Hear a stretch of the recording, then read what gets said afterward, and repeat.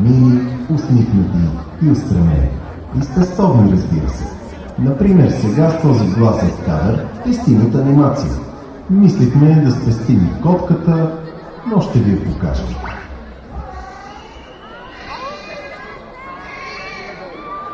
Котката е. Напред.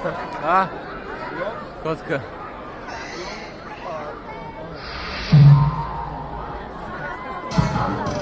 Благодаря. Така е по-добре. Времето в Габрово, особено по време на карнавал, е нестабилно понятие. Ту спира, ту тръгва, а понякога се връща назад. Сигурно знаете, че първият куклен театър в България е построен тук, в Габрово. И едни от първите му герои са били Рачо и Дешка. Имало едно време един храбър ковач. Казвал се Рачо. Рачо Ковача. Бил толкова добър, че за секунди можел да изкове всичко. От съд за вода до прекрасна къща. Решил Рачо да се поразходи из Балкана и да намери предизвикателство, което ще подобава на уменията му. Ходил нагоре-надолу, докато не видял зелен габър до една ръка. И си казал: ще остана малко тук, пък да видим какво ще се случи. Седял Рачо под габъра. Чудил се как да си запълни времето. Чукал и чакал. Докато покрай него не минала прекрасна девойка. Девойке, моме, какво ще кажеш да ми станеш невеста? Казал Рачо. Не може така. Аз тъй лесно не се давам. Какво ще ми предложиш? Сега си намери майстора. Ще видиш какво мога. И в този момент започна да строи чудо на чудесата. Кула, направена от желязо. Но девойката не била впечатлена. Гледайки равнодушно му казала: Не го ще аз това. Рачо се зачуди. Как не го ще? Той хиляди хора не могат да го построят. Сега ще види тя. И с няколко удара на чука построил статуя на красива жена, вдигната гордо ръка към небето. Девойката погледнала, но още по-безчувствено заявила: Не желая аз такива работи. Хубав и спрегнат гъл ми е на сърцето. В този момент Рачо разбрал какво да направи.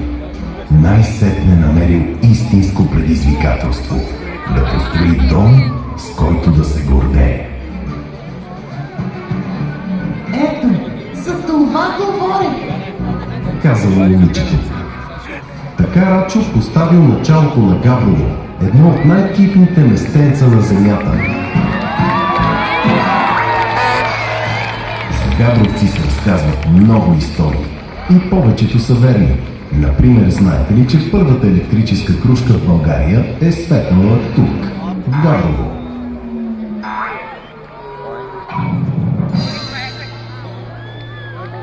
А пък първото светско училище, основано от Васил Априлов и Николай Палаузов, е отворило врати през 1835 година.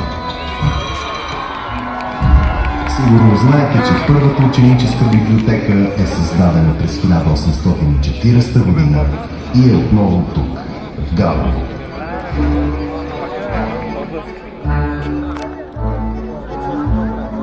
Първият тенис корт в България също е направен тук.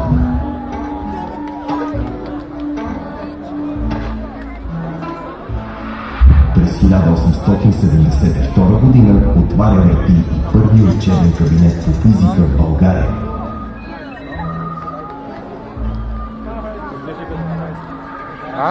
Сигурно и за това толкова разбирано от ракети. Казват, че като се заговори за нещо по света, в Габрово вече се прави.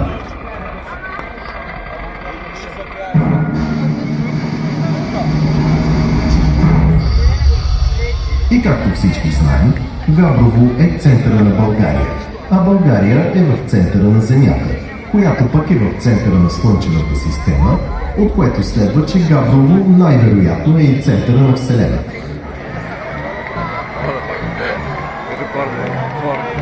Затова Добре дошли в Габрово, планетата на смеха и хумора, труда и постоянството.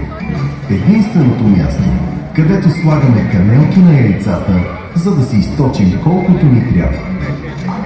Обичаме да спестяваме и изобретяваме. Например, първи ние се сетихме, че светнеш ли лампата на кокошката през нощта, снася още един път. Казах още един път.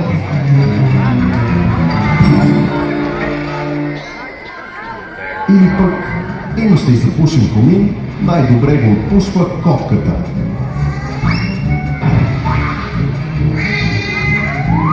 И като казахме котката, май тази година ще остане с опашка.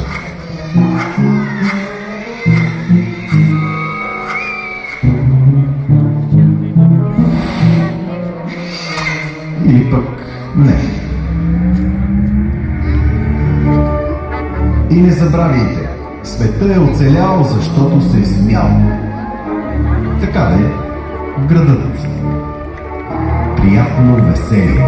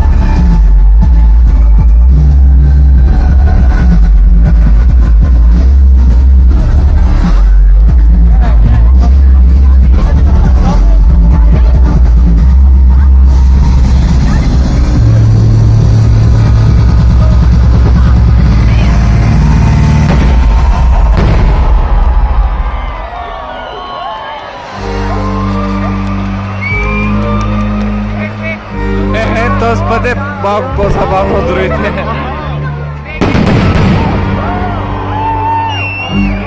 By the way, падане не е много.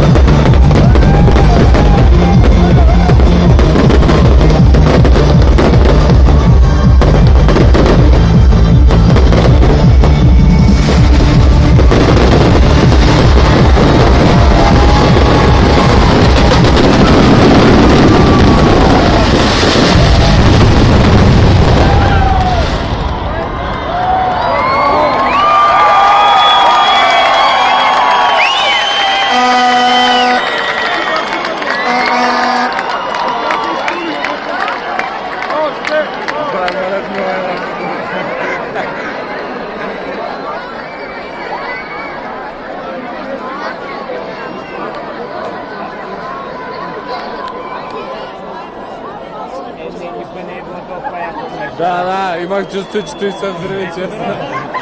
И право треперех, като гървеше.